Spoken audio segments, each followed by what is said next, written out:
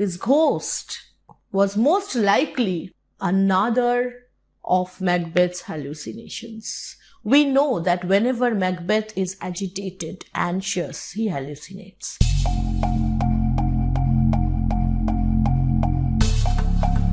Hello and welcome back to Nibblepop. In our textual reading of Macbeth, we have reached finally to this very important scene, the banquet scene. If you haven't watched the earlier videos, I would really recommend them because I have been very thorough with the text up till now. If you haven't watched the videos which I've already made in this series, I would really recommend you to do so. And while you are at it, why don't you press that subscribe button and turn on the notification so that you don't miss any videos in future. This is Monami Mukherjee and let's begin the banquet scene today.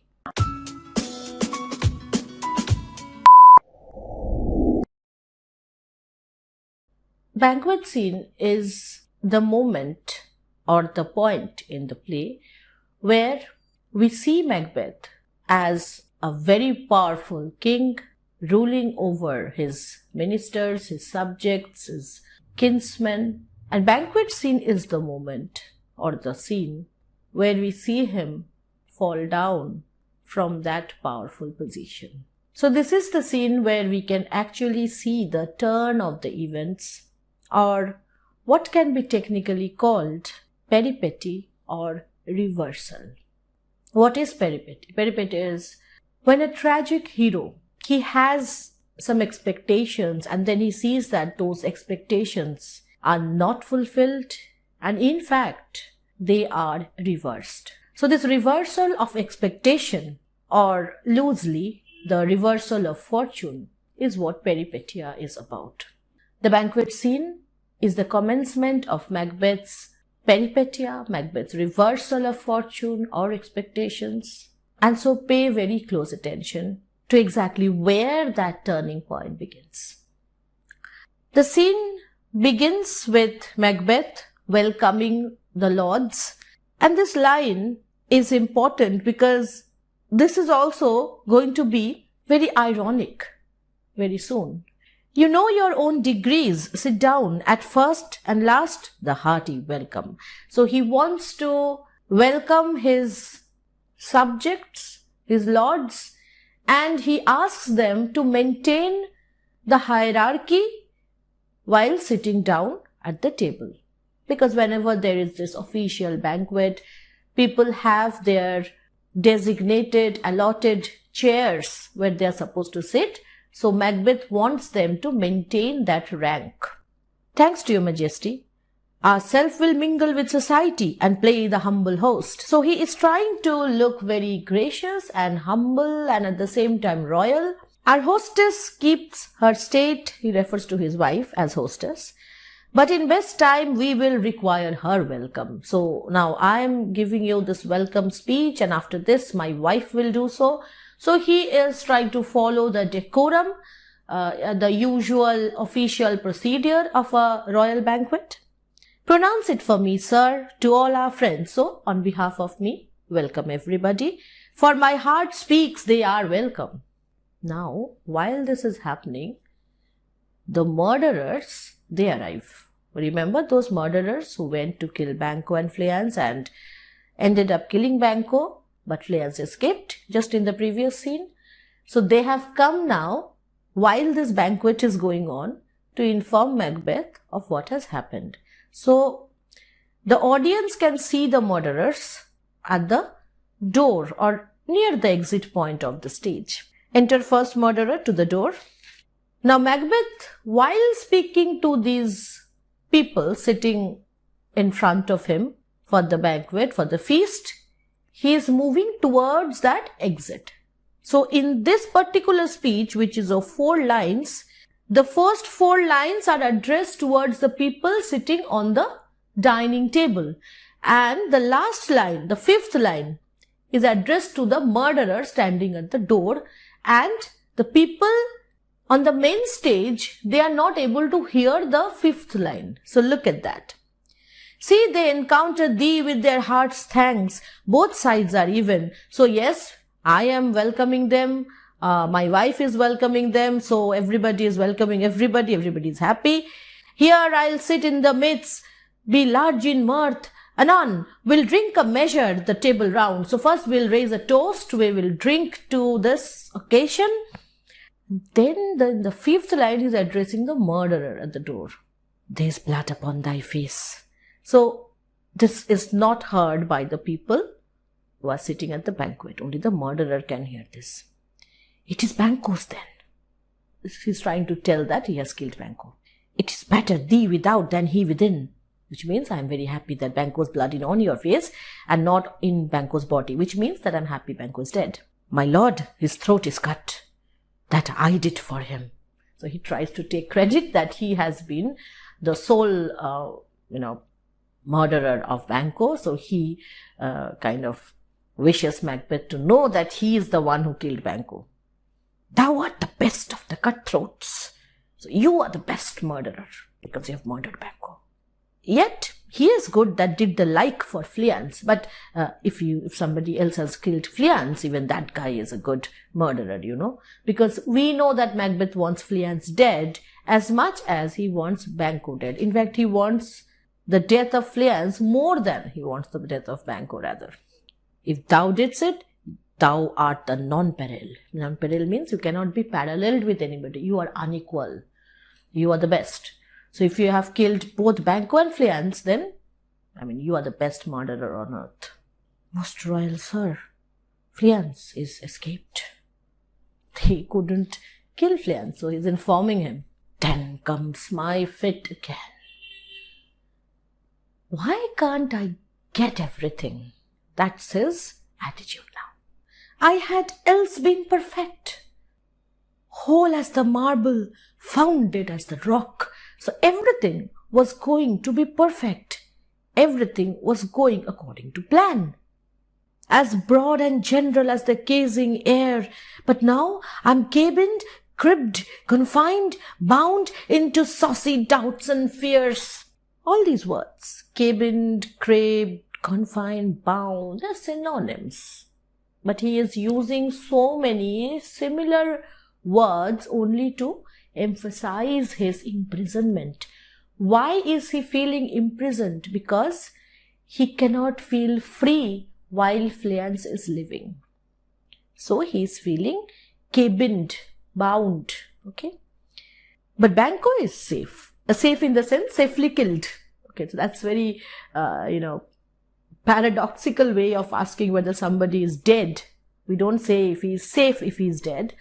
But here, he means that, is this news that Banquo is dead, is this news authentic? Ay, my good lord, safe in a ditch he bides. So they have thrown his body in a ditch with 20 trenched gashes on his head. So we have wounded him 20 times. We have stabbed him 20 times on his head. The least a death to nature. So we have stabbed him 20 times, but each stab was a fatal one. So there's no chance that he's alive. Thanks for that. There the grown serpent lies. So Banquo is the grown serpent, the mature snake. The worm, that is the baby serpent in this case, that is fled, hath nature that in time will venom breed.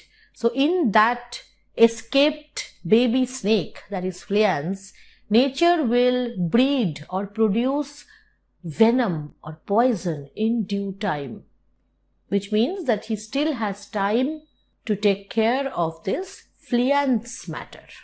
Fleance at this moment is not dangerous because he is too young. No teeth for the present. Get thee gone. Tomorrow we'll hear ourselves again. So, alright, I have a party to attend and be gone. And the murderers exit.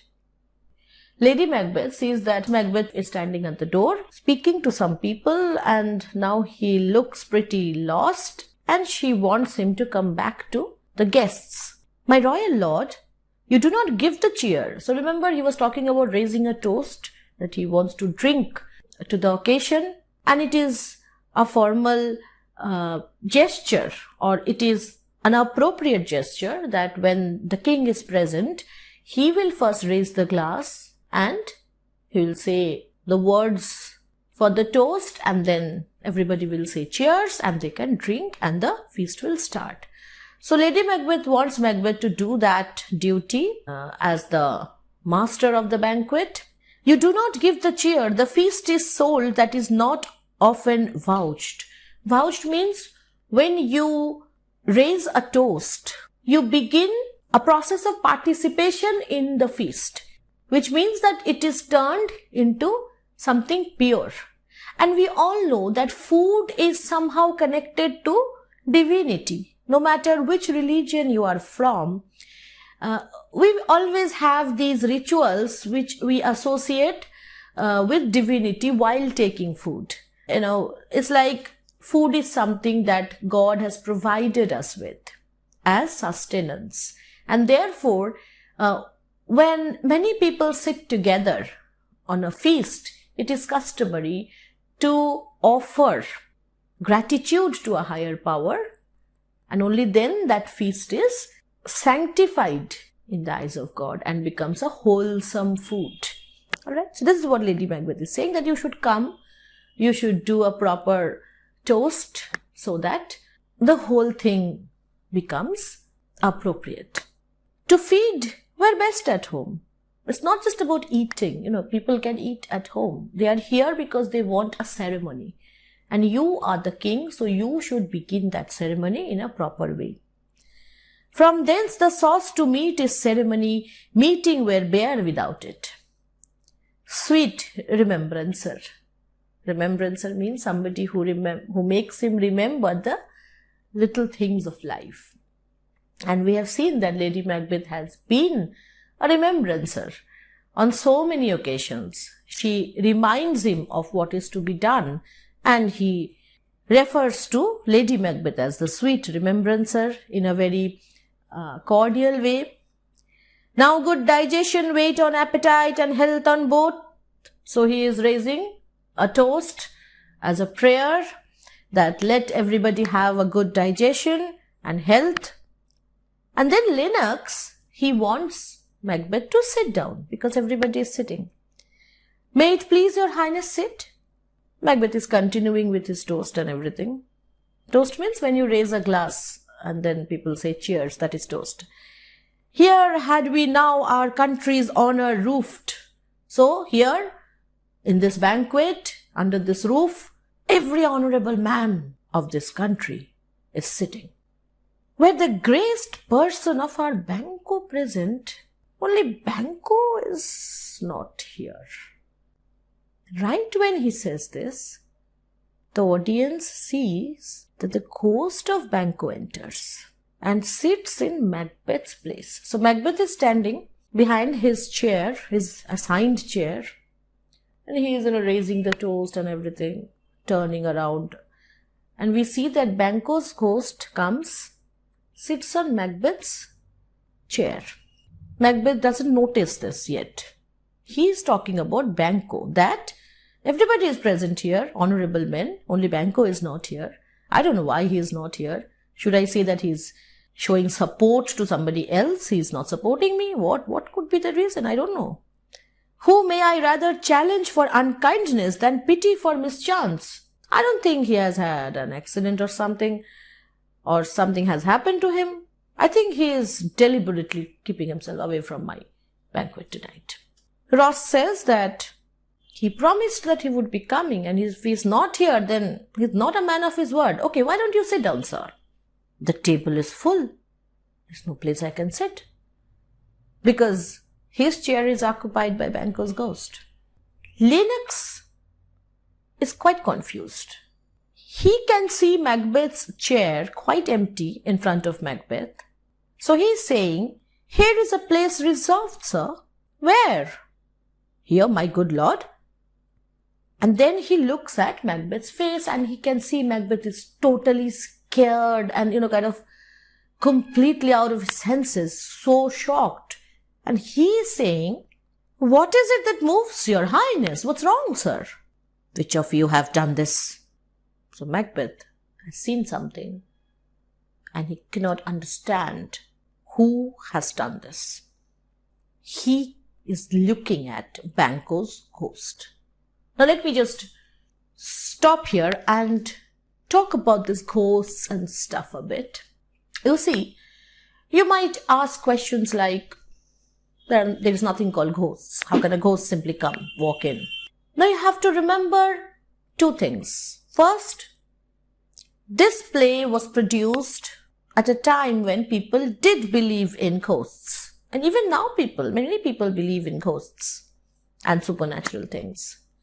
So for a Shakespearean audience, the appearance of the ghost, the appearance of the witches, these appearances were not abnormal. They believed in these things. So it was quite natural for them or acceptable to them to see a ghost on stage. From a different perspective, the fact that the Macbeth can see the ghost, but nobody else can, because everybody else thinks that the chair is empty.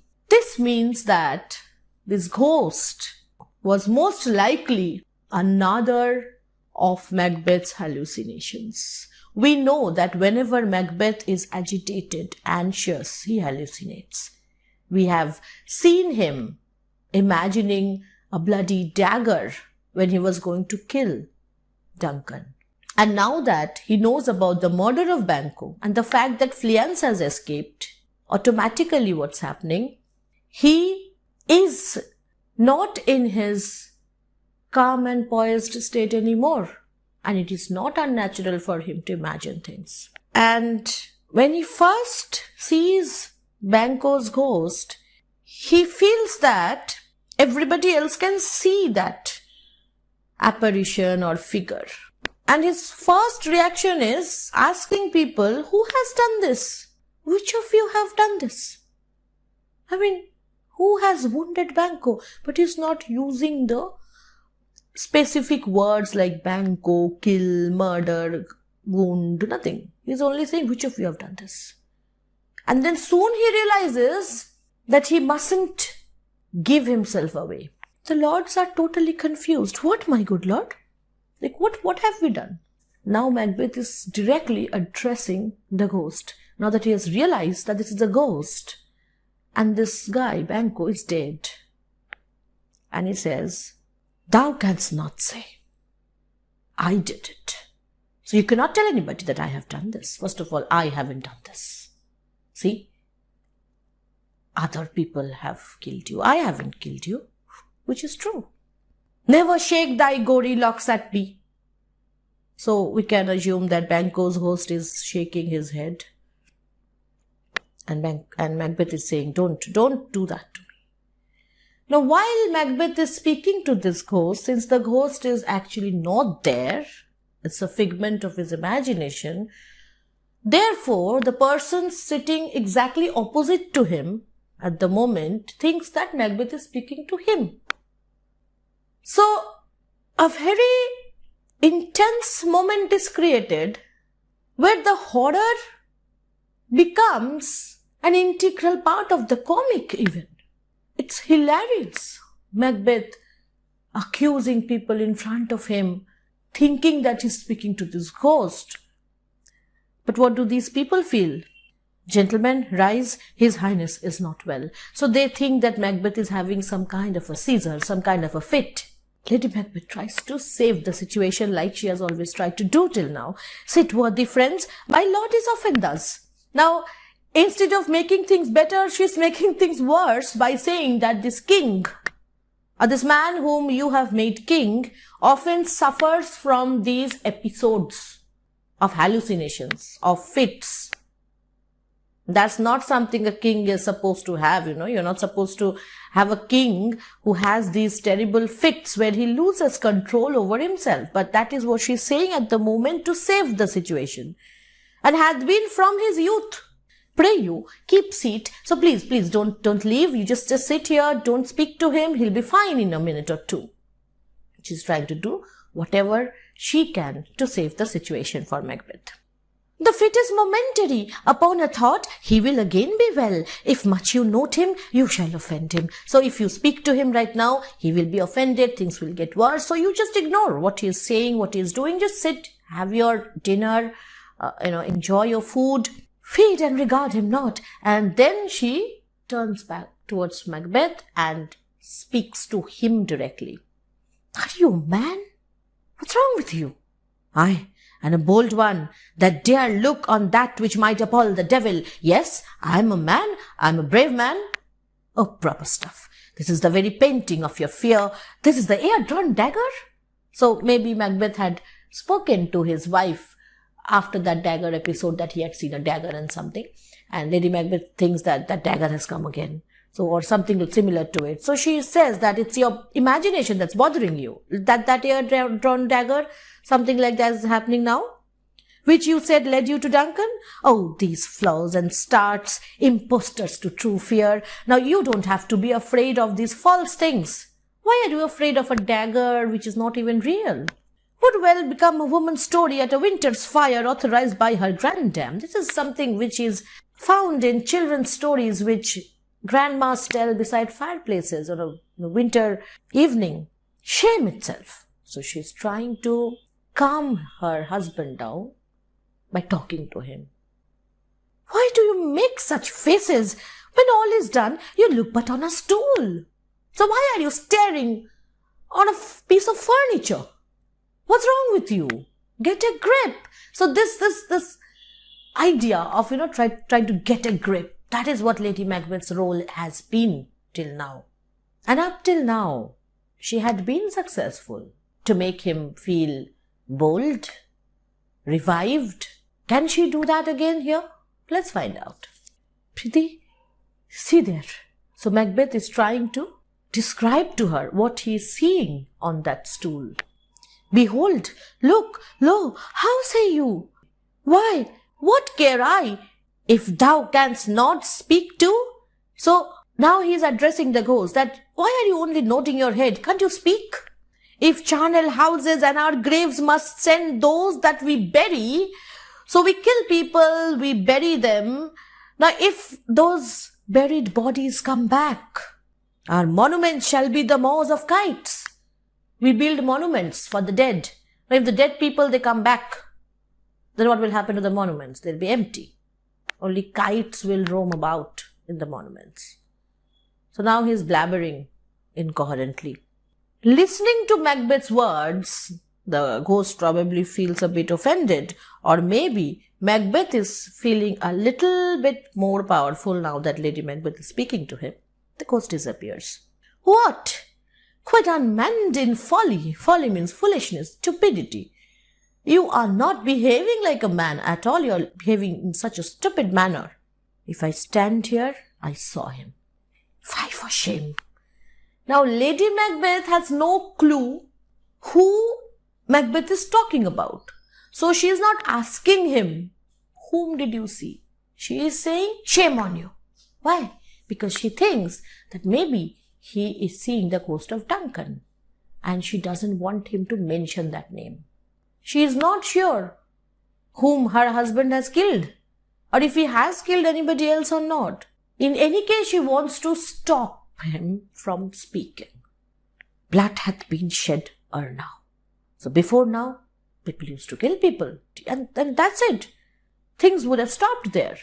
In the olden time, our human statute purged the gentle wheel. So wheel means here, you can say the state.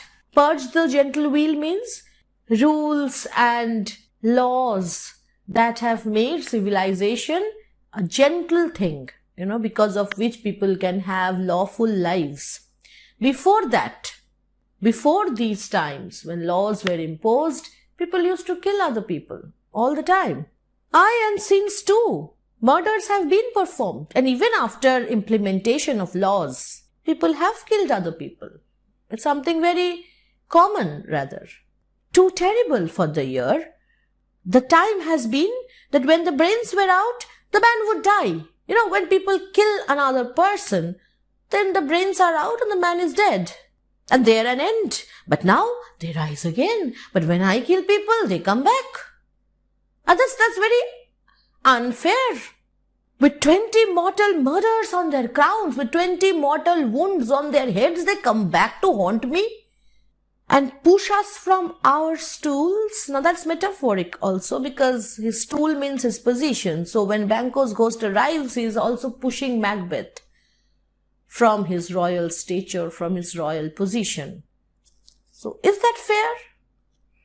This is more strange than such a murder is.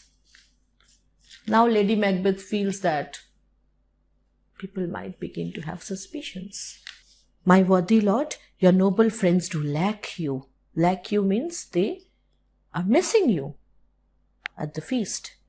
The ghost is not on the stage anymore right now, and Macbeth is feeling a little bit in control. I do forget. Do not muse at me, my most worthy friends. I'm sorry for my episodes. I have a strange infirmity. I have a strange weakness, a disease, which is nothing to those that know me. It's very normal. Come love and health to all. Then I'll sit down. Give me some wine. Feel full. So he is agitated. He doesn't only want to drink, he wants to drink a lot to forget what has happened. I drink to the general joy of the whole table and to our dearest friend Banquo, whom we miss. Why did he say that? The ghost was gone. Things were all okay again. Like, he calls Banquo's ghost back, kind of saying that I miss you. And the ghost, pretty loyal, I would say. Very loyal ghost. The moment the ghost hears that Macbeth is missing him, he comes back. Would he were here? The moment he says this, the ghost re-enters. Again, if it's a psychological reality, then also maybe his words are triggering that vision or hallucination. And if it is some metaphysical reality, some supernatural reality, then his words again has invited the ghost. And right when everybody is raising the glass, saying cheers and stuff, he's saying, "Avaunt and quit my sight," which means get out of here. Just leave. And then again, nobody can see the ghost, so people think that Macbeth is shouting at them. "Let the earth hide thee. Thy bones are marrowless. Thy blood is cold. Thou hast no speculation in those eyes. You have no intelligence in those eyes because you are dead. You have no marrow in your bones. Your blood is cold." So he's trying to convince himself that this image in front of him is not a real human being. Lady Macbeth trying to do every damage control possible. Think of this good peers, but as a thing of custom. It's no other, it's normal. When he has these episodes, he says these things. Only it spoils the pleasure of the time. Macbeth is totally oblivious to the fact that people are around him. His wife is saying something. He is going on speaking again in those kind of pseudo soliloquies where he doesn't know anybody else is present or not. "What man dare? I dare. Approach thou like the rugged Russian bear. You become a dangerous animal, a beast, a Russian bear, I'll fight you. You become the Hircan tiger, I'll fight you." So I'm giving you so many examples here. The armed rhinoceros, the Hircan tiger, take any shape but that, and my firm nerves shall never tremble. He's a brave guy. He knows how to fight a tiger, but he doesn't know how to fight a ghost. Or be alive again. Okay, you become Banquo again. I'll fight you. "And dare me to the desert with thy sword, if trembling I inhabit then. If I am scared then, protest me the baby of a girl. Then call me a baby girl. Hence horrible shadow, unreal mockery, hence, get away." The ghost is pretty loyal.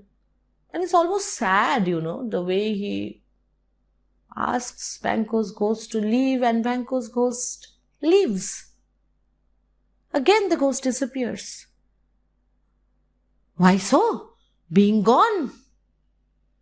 I'm a man again. Now I'm feeling like a man. And then he says, "Why are you all standing? Pray, please sit down." Lady Macbeth had had it. She had had enough.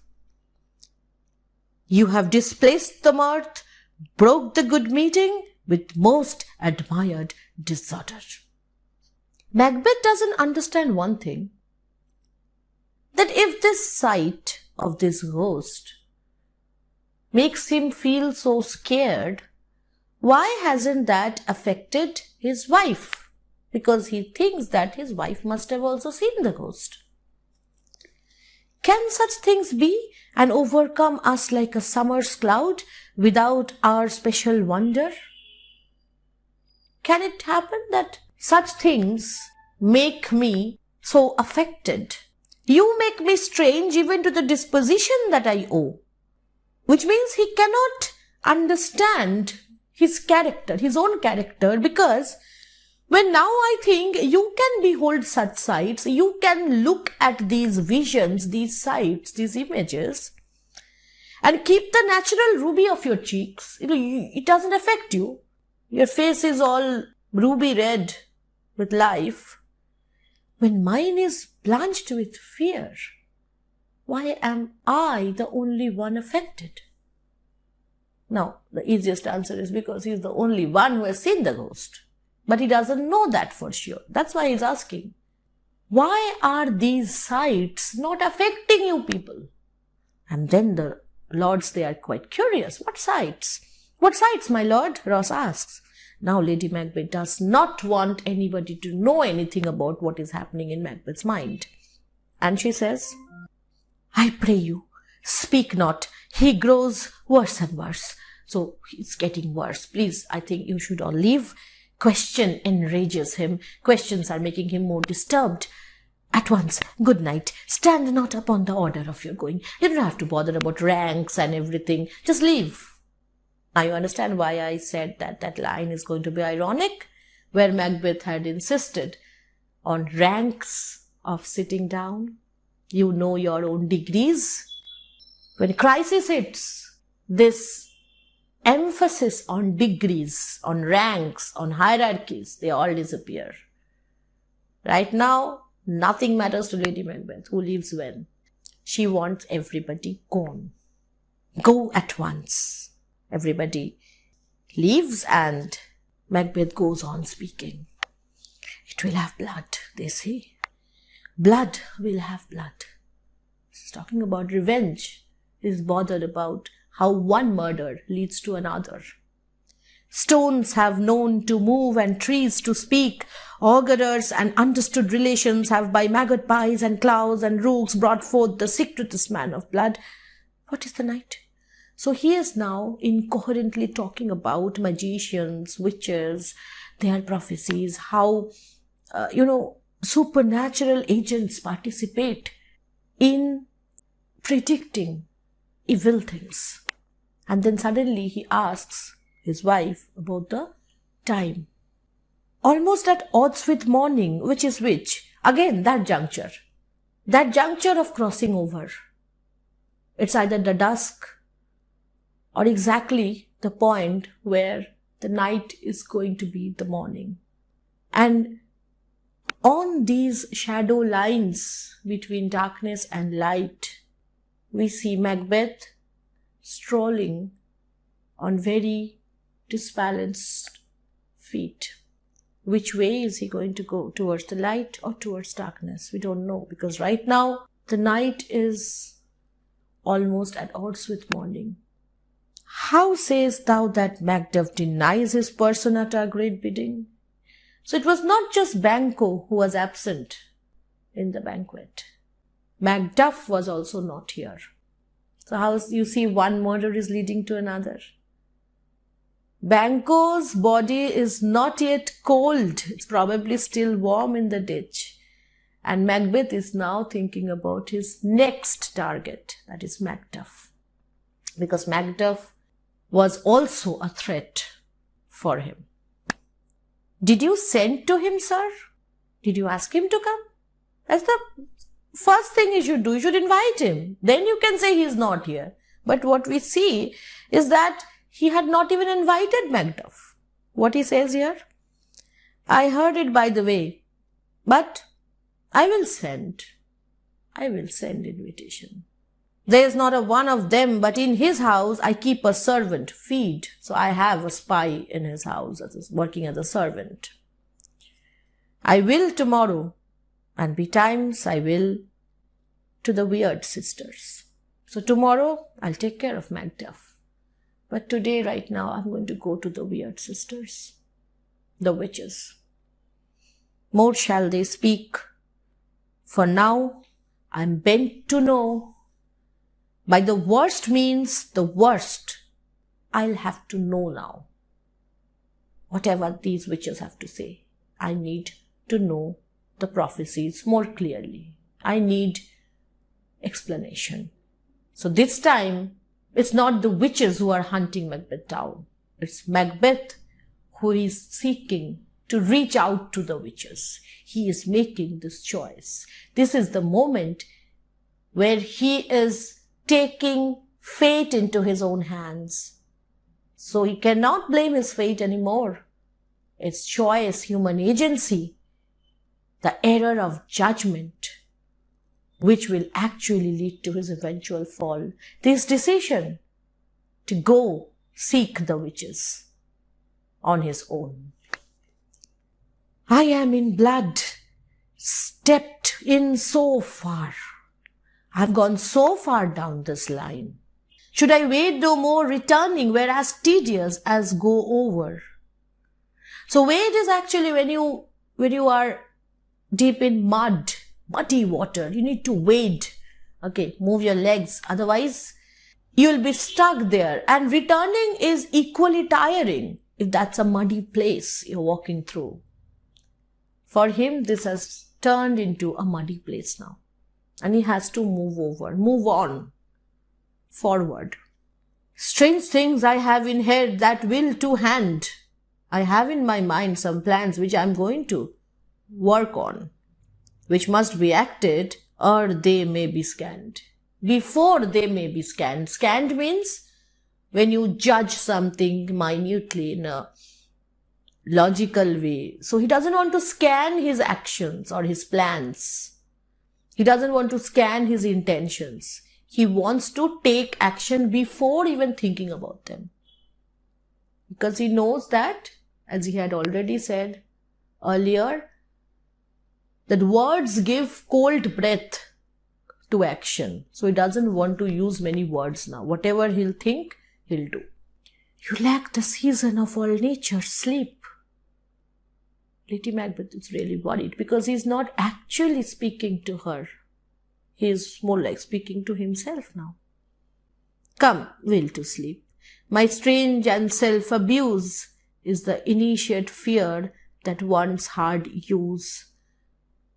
We are doing this for the first time, so we are having these problems. It's initiate fear. So he calls himself a novice, somebody who is not an experienced person. So he's not experienced in murder. We are yet but young indeed. So in action, indeed, we are young. So the more we practice murder, the more we are going to be experts in handling the psychological effects.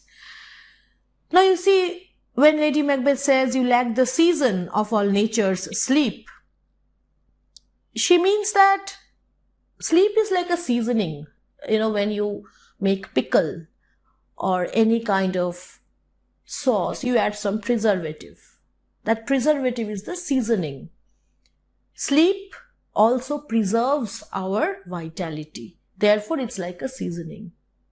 Now, these kinds of images related to food, related to nourishment, these abound the play.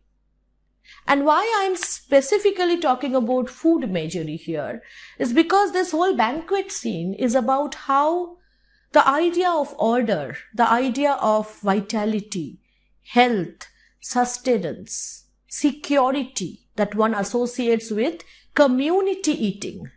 Banquet is not like eating alone. You're eating together. You are participating in a commune. So how that idea of wholesome food is turned into chaos. Any literary scene where we see a feast as an important action, it invariably brings to us the image of the Last Supper, no matter what the context is. And with that image of the Last Supper, we have in mind ideas of betrayal, ideas of sin, of damnation. But here we see that the principal figure of this banquet, Macbeth himself, is not a Christ figure. In fact, he is the Judas. And Banquo returns with Christ-like power to drive away every piece of sanity from Macbeth's mind. So all these religious ideas may be associated with the banquet scene. It's the moment when order turns to chaos, when ranks are dismantled, when night comes at odds with mornings and Macbeth ventures out in the quest of the forbidden prophecies.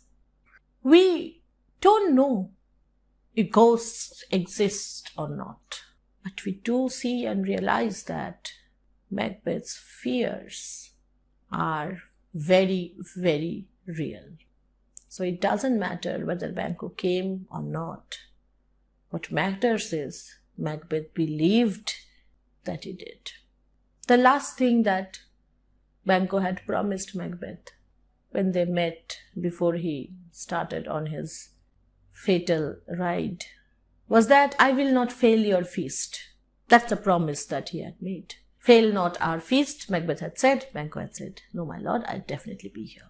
He had kept his promise. And every time Macbeth wanted him gone, the ghost was gone. Every time he wanted him back, he was talking about Banquo, the ghost appears.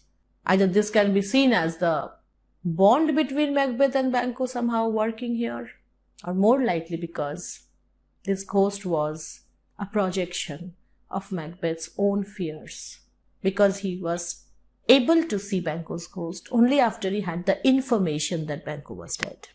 So appearance of Banquo's ghost was not independent of Macbeth's knowledge about Banquo's death, and therefore it is more likely to be a figment of his imagination. In our next class, we will go through the 5th and 6th scene together because, again, they are comparatively insignificant scenes so far as the action is concerned. But I would advise you to watch that video too, because that will be a link between the scene which we have done today and the very important scene where the witches make the next set of prophecies. Thank you for being with me in this class today. And if you have any questions regarding Banquo, Banquo's ghost, this whole scene, you can ask it in the comment section. This scene is very important so far as examinations are concerned. Reference to context come from here every time. So always focus on this scene when you're preparing for your exams. In the description box, I have given links to some of the articles on Macbeth and different examination topics which I have written on. You can go and have a look. Thank you once again for being with me. Share this video with your friends and stay subscribed. Bye-bye.